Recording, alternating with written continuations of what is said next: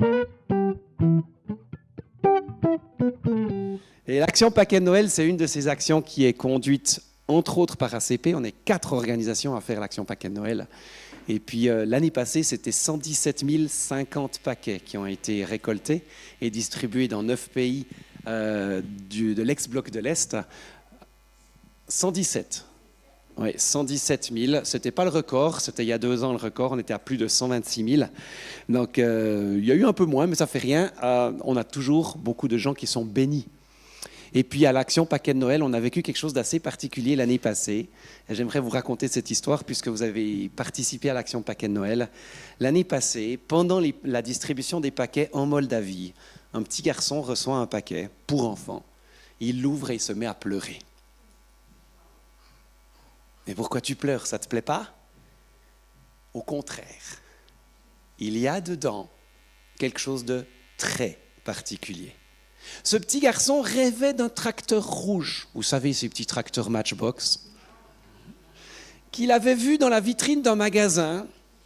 Et il rêvait d'avoir ça. Mais sa maman n'a pas les moyens de lui acheter un petit tracteur rouge. Et plusieurs fois pendant l'année, il a demandé à sa maman, « Maman, tu peux m'acheter un petit tracteur rouge ?» « Non, je ne peux pas, je n'ai pas l'argent. On a juste de quoi manger, de quoi payer les factures. Je ne peux pas t'acheter le petit tracteur. »« Oui, mais c'est bientôt Noël, s'il te plaît, achète-moi le petit tracteur. » Et puis il lui dit, « Écoute, je vais regarder si je peux. » Il rentre à la maison, « Non, je n'ai pas pu t'acheter le petit tracteur. Je suis vraiment désolé, il ne restait plus assez d'argent quand j'ai fait les commissions. » Mais ce jour-là, dans le paquet, il y avait le même petit tracteur rouge qu'il avait vu dans la vitrine. Imaginez que Dieu a mis dans le cœur d'une personne ici en Suisse, pas en Moldavie, d'acheter un petit tracteur rouge, de le mettre dans le paquet. Tout à fait inconsciemment, la personne a mis ce petit tracteur rouge, même ne se rappelait même plus qu'elle avait mis un tracteur rouge dans le paquet, que le paquet a été amené dans un lieu de collecte, puis dans une centrale, puis dans un camion. Ce camion, il est parti pour la Moldavie, pas pour la Bulgarie, pas pour l'Albanie, pas pour la Roumanie, non, pour la Moldavie. Et en Moldavie, il est parti dans ce centre-là, pas chez ce partenaire-là. Et puis, ce partenaire, il a distribué dans ce village-là. Et dans ce village-là, ce garçon a reçu ce paquet, dedans lequel il y avait ce petit tracteur rouge. Le Seigneur est fidèle dans des petites choses. C'est extraordinaire. Et on ne sait pas quelles nouvelles histoires on va entendre cette année. Mais le Seigneur fait les choses et il les fait bien. Et il démontre son amour jusque dans des petits détails, n'est-ce pas? Et oui, le Seigneur veut que nous soyons heureux. Le Seigneur veut notre bien. Mais qu'est-ce que ça veut dire qu'il veut notre bien? Est-ce qu'on comprend qu'est-ce que ça veut dire dans sa globalité que Dieu veut notre bien? Ce matin, vous risquez d'être un peu secoué parce que le message que j'aimerais vous partager, c'est un petit peu mon testament de ce que j'ai appris, de ce que j'ai compris à travailler pendant 12 ans parmi l'Église persécutée. J'ai rencontré des gens qui ont été torturés. J'ai rencontré des gens qui ont échappé à la peine de mort à 2 jours près, donc déjà condamnés, déjà dans le couloir de la mort. J'ai côtoyé des gens qui ont échappé à des attentats. J'ai côtoyé des gens qui ont été surveillés 24 heures sur 24 pendant des mois et des mois. Et j'ai rencontré même un petit jeune qui, 2 mois après que je l'ai rencontré, s'est fait décapiter. Et il avait 5 mois de conversion et 15 ans seulement. Et ces gens-là, ils ont quelque chose d'authentique qui donne envie. On n'a pas envie de finir martyr, n'est-ce pas? On ne veut pas chercher le martyr. Ça sert à quoi de chercher le martyr? On a un Dieu de vie, non? On ne loue pas, on ne célèbre pas un Dieu de la mort. On célèbre un Dieu de la vie. Donc on ne glorifie pas le martyr. Pourtant la Bible dit, oui, mais les martyrs, ils auront une récompense spéciale. Oui, spéciale. Mais on ne glorifie pas le martyr pour autant. Il ne faut pas comprendre mal les choses-là. Oui, le Seigneur, il a quelque chose en réserve pour ces personnes-là, mais on ne va pas se jeter dans la gueule du loup tel un inconscient, pour garder des mots polis, pour une éventuelle gloire plus tard. Non.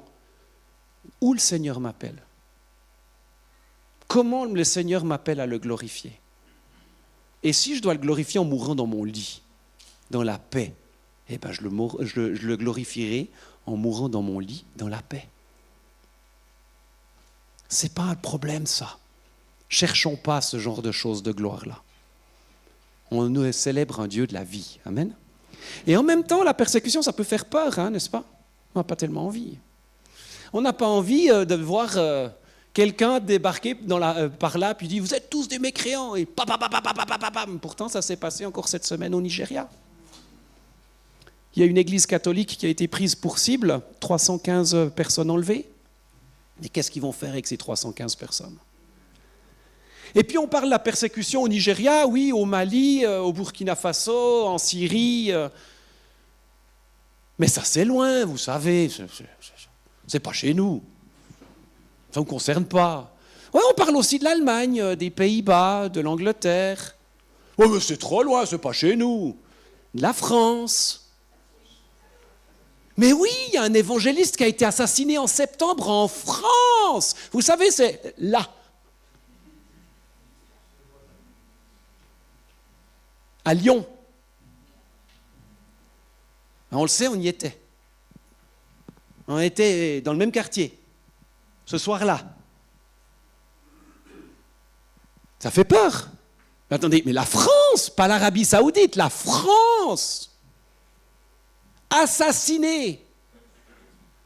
Et je lisais encore des articles cette semaine. La foi chrétienne est la foi la plus persécutée en Europe. Officiellement, dans les chiffres des États, il y a plus de 2200 cas de violence antichrétienne recensés en 2024 en Europe. Des violences, pas juste des actes antichrétiens. Parce que les actes antichrétiens, rien qu'en France, il y en a plus de 1000 par année. Donc quand on balance une pierre dans un vitrail d'une église catholique ou réformée, ça ne change rien, c'est toujours la même chose. C'est un acte, mais ce n'est plus une violence. Tandis que quand on parle de violence, on est directement dans un contact humain. Mais on est dans une réalité d'aujourd'hui. Et ça nous concerne, tous autant qu'on est. Mais on n'a pas nécessairement envie de l'entendre. Et le monde est en train de se durcir sur ce sujet-là. Vous l'avez vu certainement avec les thématiques qui sont mises en avant. Et si tu n'es pas dans la lignée de la pensée qu'on aimerait bien que tu prennes, alors tu es un intolérant. Et tu n'as plus le droit d'avoir ton opinion parce que tu es un intolérant. Mais si tu n'es pas seulement un intolérant, aujourd'hui on te traite immédiatement de facho. Mais on ne sait même pas ce que c'est qu'un facho. Mais tu es un facho. Parce que ça fait directement, boum, allez, celui-là, tu es à l'extrême, là, allez. Tu es un extrémiste de droite, tu es un facho. Mais j'ai rien dit. Qu'est-ce qui dit que je suis un extrémiste de droite? Franchement. Ah, mais c'est juste parce que je n'ai pas la pensée comme les autres. Puis les autres, c'est les rois de la tolérance. Mais si je ne pense pas comme eux, alors non, je suis intolérant. M'excusez, il y a quand même un problème, mais ça concerne directement notre foi. Parce que notre foi, elle n'a pas la pensée du monde. Parce que Dieu n'a pas la pensée du monde. Parce que notre Dieu a des valeurs. Et ces valeurs, elles veulent être détruites par la société aujourd'hui, globale. Parce que le diable se déchaîne, il sait que son temps est compté. Il sait. Et le diable veut détruire l'œuvre de Dieu. Il veut emmener les chrétiens avec lui en enfer. Il veut, parce qu'il le sait, que son temps est compté. Mais Dieu est fidèle. Amen. Dieu est fidèle. Même au cœur de la persécution, nous avons constamment des témoignages de gens qui nous disent « Oui, Dieu est là. Dieu est là. Et pour ce qu'on va partager tout à l'heure, il faut se rappeler ça. Il faut se rappeler ça absolument. Dieu est là dans ta pièce sombre, quelle que soit ta situation. Il ne t'abandonne pas. Il est avec toi. Il est là. Amen. C'est vraiment important de s'en rappeler. C'est vraiment très important. Parce qu'on va tous vivre des difficultés. Ce n'est pas parce que Dieu m'a abandonné que je vis une difficulté, mais non. Les difficultés, elles peuvent avoir un but. On peut allumer le PowerPoint, s'il vous plaît.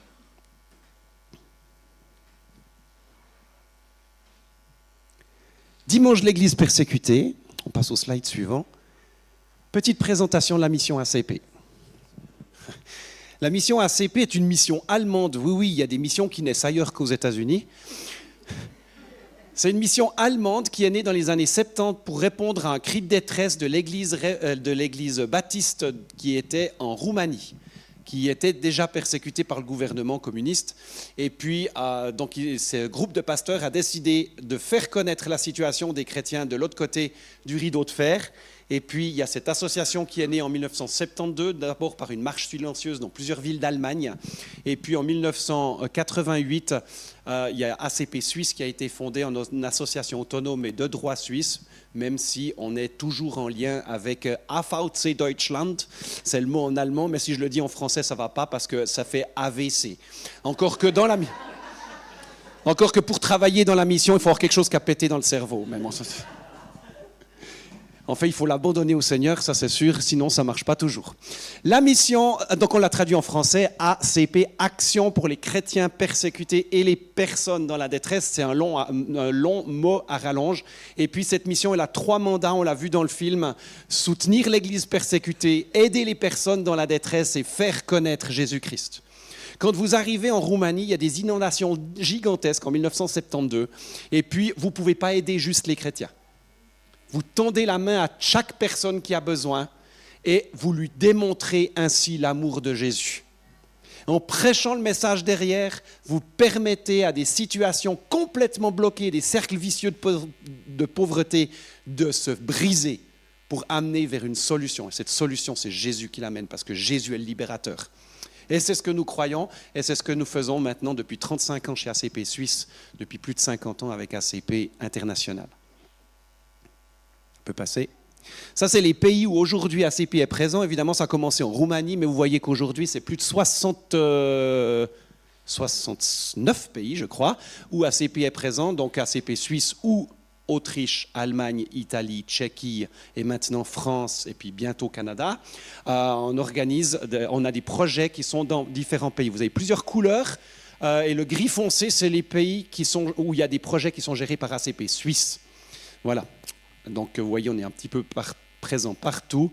Donc, on dit sur 4 continents, parce que l'Amérique du Nord, ce n'est pas encore le cas. Mais le Seigneur fait une œuvre assez glorieuse, je dois dire. Tout au long de ces 12 années que j'ai passées là, j'ai vu des choses assez extraordinaires. Et le Seigneur est fidèle dans son œuvre qu'il a montée, lui. Amen. Ça, c'est ACP Suisse. Alors, quand j'ai commencé, on était 8. Il y avait 7 Suisses allemands et 1 roman. Tada! Et le petit roman, il a dit « Oh, ça suffit d'être le seul roman, parce que tout d'un coup, on était 22 Suisses allemands et 1 roman. » Alors, il a dit « Si vous pensez que la Suisse romande, c'est important, il faudra engager une 2e personne. » Mais sur la photo, on est 3. Yes, yes. Alors, celui qui a les pantalons rouges tout devant, c'est Didier, c'est mon collègue qui m'a rejoint il y a 2 ans.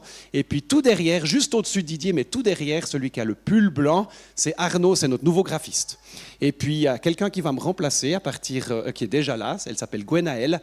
C'est une jeune diplômée de la HET Pro qui nous rejoint, puis elle va s'orienter surtout sur le travail parmi la jeunesse au sein de la mission ACP, alors que Didier va continuer la visite des églises.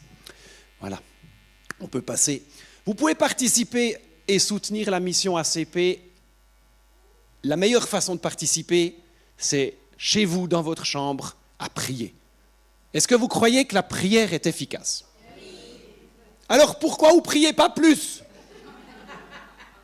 Ça, c'était HD Sans Mission qui nous avait dit, le gars, qui était venu nous enseigner sur la prière. C'était génial. La prière, ça marche. Chaque année, il y a des gens qui sortent de prison parce qu'on prie pour eux. Il y a encore 2 semaines, on a dû retirer une carte de prière parce que la personne en Chine, elle a été libérée. Ça marche. Alors prions. Donc vous pouvez vous inscrire sur la liste qui est tout là-bas derrière pour recevoir le lundi matin un email de prière avec des sujets. Et puis comme ça, chaque semaine, vous avez des nouveaux sujets pour prier. Et puis si vous avez envie de prier selon ce que Dieu vous conduit, pas seulement le mail de prière, il y a toutes nos publications pour vous inscrire. Il y a une liste à la sortie, c'est gratuit, ça ne vous engage à rien. Vous n'êtes même pas obligé de prier, mais c'est bien si vous priez. La prière, ça marche, c'est vraiment une grosse différence. Et puis, quand on connaît les situations, quand vous lisez les journaux, ce journal-là en particulier, mais d'autres missions, vous êtes aussi en connexion avec Empart. Empart, c'est en Inde, et en Inde, il y a aussi beaucoup de persécutions. Donc, vous pouvez prier quand vous connaissez les situations, c'est plus facile. On peut passer. Donc, priez avec nous. Là, on a aussi sorti un petit fascicule spécialement pour le dimanche de l'Église persécutée. 7 jours de prière, 7 pays. C'est aussi disponible gratuitement à la sortie. Vous pouvez aussi partir en mission. On a parlé de l'action paquet de Noël. Moi, j'ai organisé 8 voyages, si je ne me trompe pas, dans les pays de l'Est. Cette année, c'est bouclé. On est un peu tard pour s'inscrire encore. Mais l'année prochaine, il y aura d'autres voyages pour aller distribuer vous-même les paquets que vous avez confectionnés. Et puis, ne vous inquiétez pas, c'est accessible à tout le monde. Moi, j'ai pris avec une petite dame de 84 ans. Ça ne pose pas de problème. Non, on n'est jamais trop vieux pour servir le Seigneur. Amen. Voilà, et j'ai pris des jeunes enfants aussi avec, là il faut les accompagner s'ils ont moins de 12 ans, on n'est pas responsable de tout, et puis c'est bien si vous voulez prendre vos enfants, c'est possible, moi j'ai pris les miens, ils avaient 8 et 10 ans, puis je m'en suis occupé, mais d'autres parents les ont pris aussi, et puis ils s'occupent de les conduire, mais c'est aussi possible de leur faire vivre quelque chose d'un peu différent. On peut aussi donner, évidemment, l'émission Sa vie par les dons, et il y a un truc qui est un peu spécial chez ACP, vous avez une boutique en ligne. Vous achetez quelque chose, mais on ne va pas vous l'envoyer. Par exemple, vous allez financer spécifiquement le salaire d'un enseignant dans une école au Mali, ou bien une année d'un repas de nourriture pour un enfant en Corée du Nord, ou bien une chèvre pour un chrétien nigérian qui a été déplacé parce que son village a été brûlé par les djihadistes.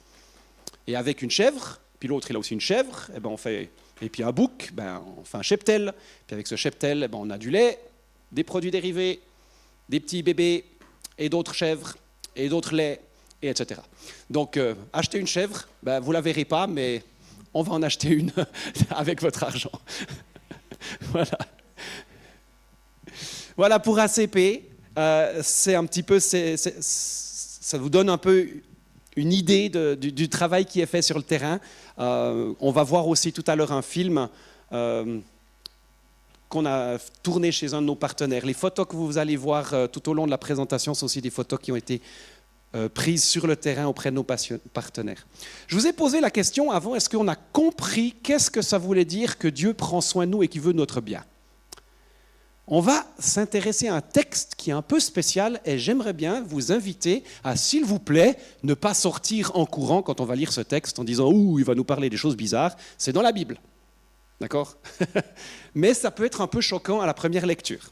Alors ouvrons notre Bible dans Hébreux 12. Vous avez le texte qui va s'afficher en intégralité sur 3 slides, mais si vous avez votre propre version que vous préférez, Hébreux 12, les versets 1 à 11.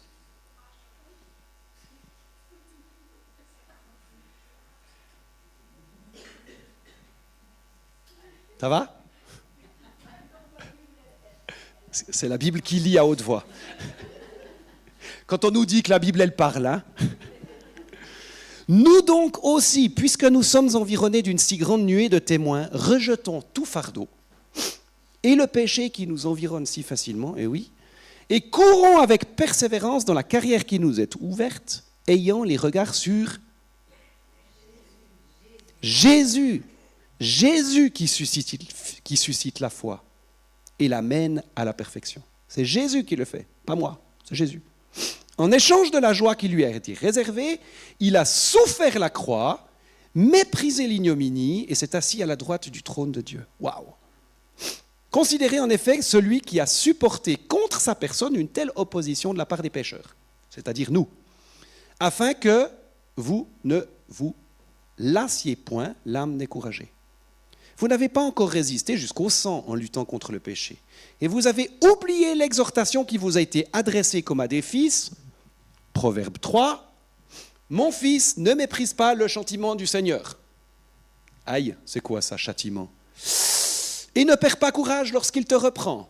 Quoi, c'est dans le Nouveau Testament, ça? Oui, c'est là.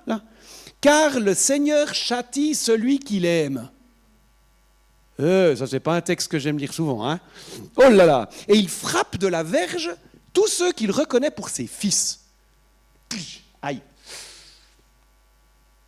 Sérieux? Ouais, mais ça, c'est pas le Dieu qu'on m'a enseigné. Supporte le châtiment. C'est comme des fils que Dieu vous traite. Ah. Car quel est le fils qu'un père ne châtie pas? Mais si vous êtes exempt du châtiment auquel tous ont part, vous êtes donc des enfants illégitimes et non des fils. D'ailleurs, puisque nos pères, selon la chair, nous ont châtiés et que nous les avons respectés, ne devons-nous pas, à bien plus forte raison, nous soumettre au Père des esprits pour avoir la vie? Nos pères nous châtiaient pour peu de jours, comme ils le trouvaient bon, mais Dieu nous châtie pour notre bien, afin que nous participions à sa sainteté. Waouh! Il est vrai que tout châtiment semble d'abord un sujet de tristesse. Ah oui, il le reconnaît quand même, hein?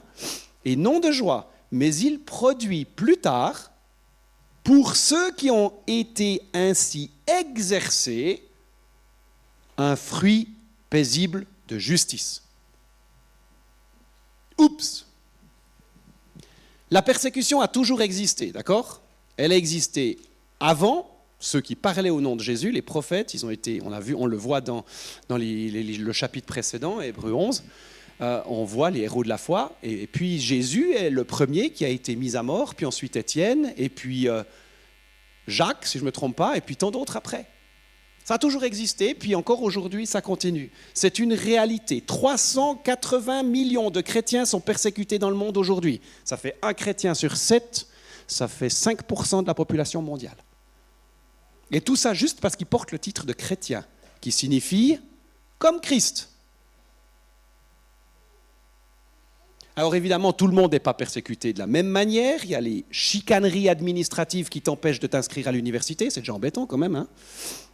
Ou bien que tu ne peux pas ouvrir une église parce qu'il faut être enregistré. Puis pour être enregistré, il faut remplir plein de papiers qui n'existent pas. Mais ça peut aller plus loin. Tu n'as pas le droit d'aller au supermarché, tu n'as pas le droit d'aller au puits du village, tu n'as pas le droit d'aller cueillir dans les champs, on t'exproprie, on te met en prison, on te torture, on te tape, on t'accuse à tort, on te torture, on t'enlève, on t'assassine. Alors comme je l'ai dit, ça c'est le Mali, ça fait loin, c'est en Afrique, c'est pas chez nous. Et puis, vous savez, on nous parle aussi de la grande tribulation, et puis ça, mais le Seigneur, il est trop bon pour laisser ça arriver chez nous. Ah bon, pourquoi chez nous? Mais ça se passe déjà ailleurs. Il y a une différence entre les chrétiens au Mali et puis ceux de Suisse. Mais la persécution, elle arrive, peut-être, même chez nous. Pourquoi je dis ça? Parce que dans certains milieux, j'ai entendu des choses comme ça. Mais le Seigneur est trop bon, il ne laissera pas ces choses arriver, donc il enlèvera son Église avant la grande tribulation. Mais les gens souffrent déjà pour Christ, et ils ont toujours souffert pour Christ. Et il y a, à mon sens, deux sources à la persécution. Comme je l'ai dit tout à l'heure, le diable veut détruire l'œuvre de Dieu. Et il hait les chrétiens qui marchent pour le Seigneur, qui portent le flambeau de la lumière de Christ, qui proclame la vérité et la parole. Et ça, c'est la vérité. Et donc, il veut essayer de les détruire. Mais il y a aussi un peuple, le peuple de Dieu, qui s'est installé dans un certain confort et progressivement oublie de dépendre de Dieu. Oui, mais alors, prenons un exemple récent. Avant la révolution islamique, l'Iran était un pays prospère qui comptait environ, je n'ai pas les chiffres exacts, mais 500 chrétiens à majorité arménienne. Ce n'est pas beaucoup, 500. Et ça, on parle de 1973. C'est pas il y a 2000 ans. Avec le régime qui visait à éliminer toute autre foi, y compris musulmane divergente, le nombre de chrétiens a explosé. Et en 2014, on parlait de 500 000 à 1 500 000 chrétiens en Iran. Aujourd'hui, il y a plusieurs dizaines de chrétiens et de pasteurs chrétiens qui sont en prison pour leur foi en Iran. On parlait en 2014 de 5 000 conversions par mois dans la seule ville de Téhéran. La révolution islamique, elle était censée éliminer toute autre foi et en fait, elle a réveillé la foi chrétienne. C'est impressionnant. Et beaucoup de gens ont rencontré Jésus de façon surnaturelle. C'est un modèle, ce qui s'est passé en Iran, qu'on trouve dans d'autres pays avec la persécution. La foi grandit. Et rappelons que c'est grâce, entre guillemets, à cause de la persécution qui a provoqué la dispersion des chrétiens, que l'évangile est arrivé jusque chez nous. Mais c'est aussi la foi réelle, expérimentée, vivante, qui rend les chrétiens brûlants pour leur Dieu et donc prêts à tout pour que d'autres entendent le message de Dieu, qui provoque une certaine persécution et qui amène à l'explosion de la foi. Il n'y a pas que la persécution, il y a aussi le témoignage. Une notion qui est peut-être un petit peu vague chez nous. Est-ce qu'on est vraiment brûlant pour le Seigneur? Tellement brûlant qu'on ne peut pas s'empêcher de parler. On parle beaucoup de guérison en Afrique ou en Asie, pourquoi pas chez nous? Est-ce qu'on a vraiment besoin de Dieu alors? Jésus nous rappelle, sans moi, vous ne pouvez rien faire. Oups. Et Jésus est le même hier, aujourd'hui et éternellement. Vous êtes sûr? Vous êtes sûr? Vous êtes sûr qu'il est le même hier et aujourd'hui? Donc ça veut dire qu'il fait la même chose qu'il a fait hier, il le fait aujourd'hui. Vraiment. Bon, alors vous l'avez dit et je vous ai entendu, hein? Lors de la dédicace du temple, Salomon prie que Dieu se souvienne de son peuple et de ceux qui viendront demander grâce en ce lieu. À quoi Dieu va répondre?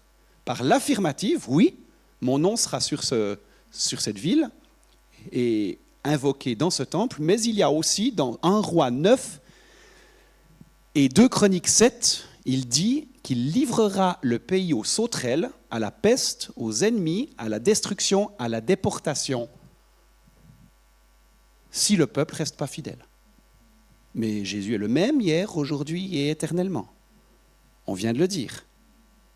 Tiens, ça répond à ce qu'on a lu tout à l'heure dans Hébreux 12, n'est-ce pas? On dira, pourquoi l'Éternel a traité de cette manière ce pays? On peut mettre le slide, normalement il y a le texte aussi. Plus loin.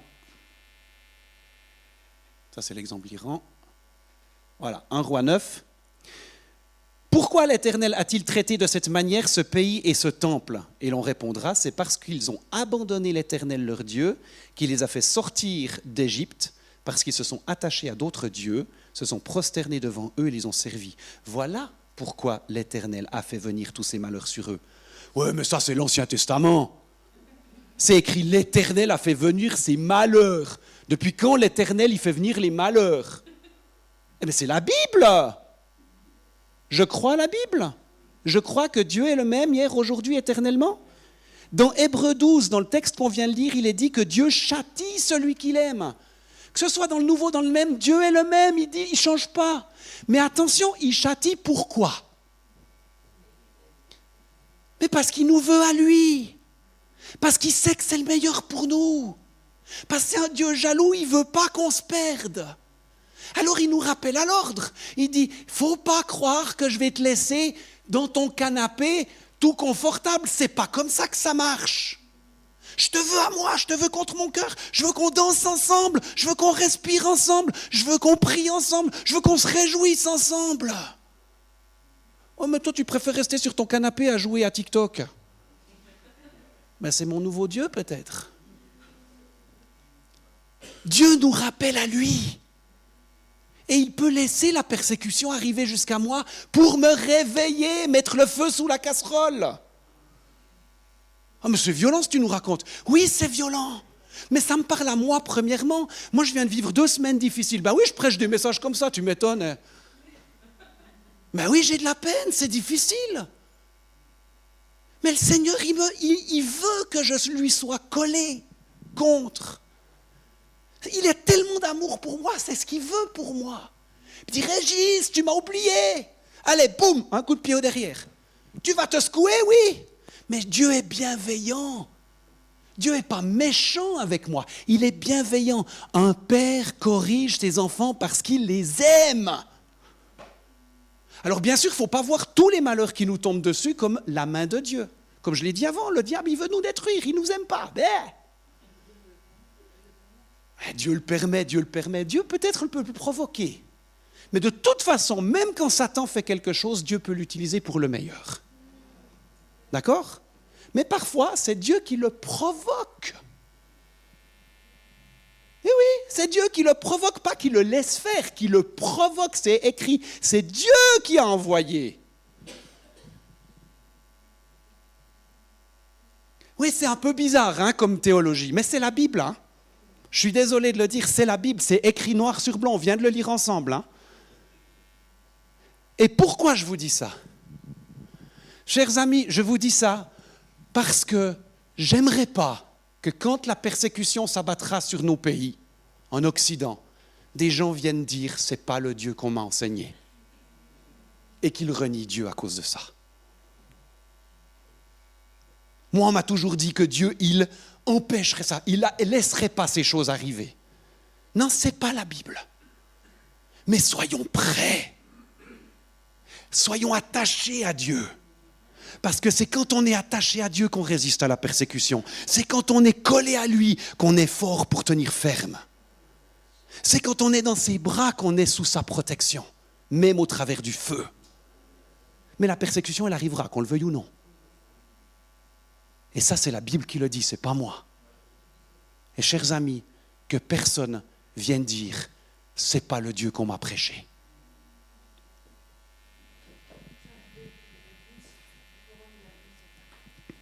Par exemple, Dieu est un Dieu jaloux et c'est mentionné 7 fois dans l'Ancien Testament.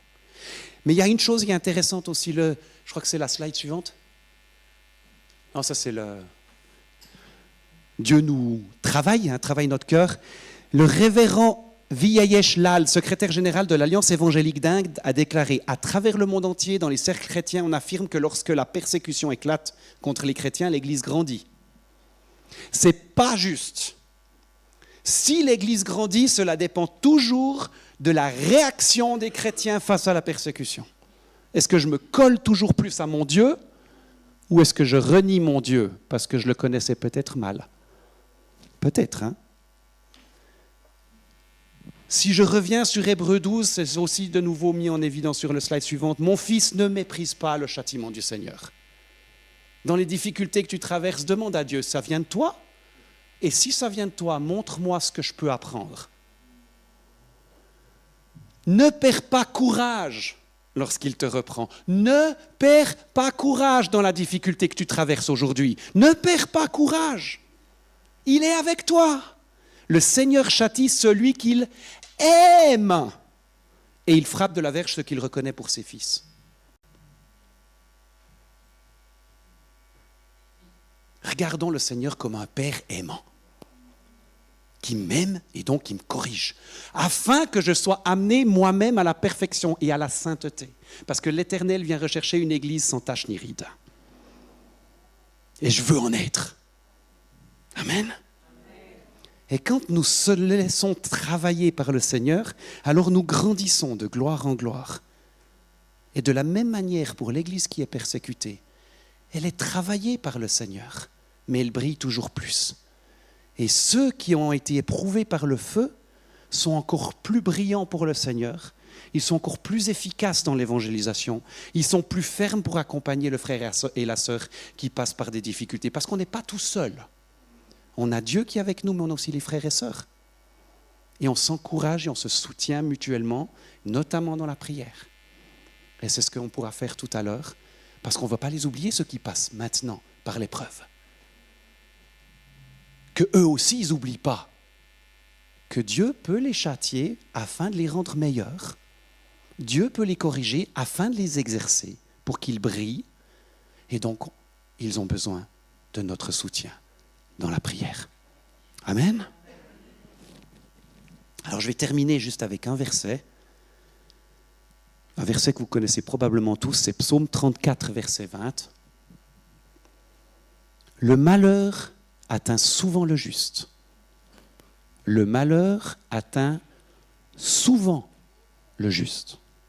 Mais l'Éternel l'en délivre toujours. Amen. Que le Seigneur vous bénisse et vous accompagne dans vos difficultés, dans vos moments difficiles, dans vos épreuves d'aujourd'hui. Ne l'oubliez pas, il est avec vous et on peut en sortir grandi de chaque épreuve qu'il nous propose. Amen.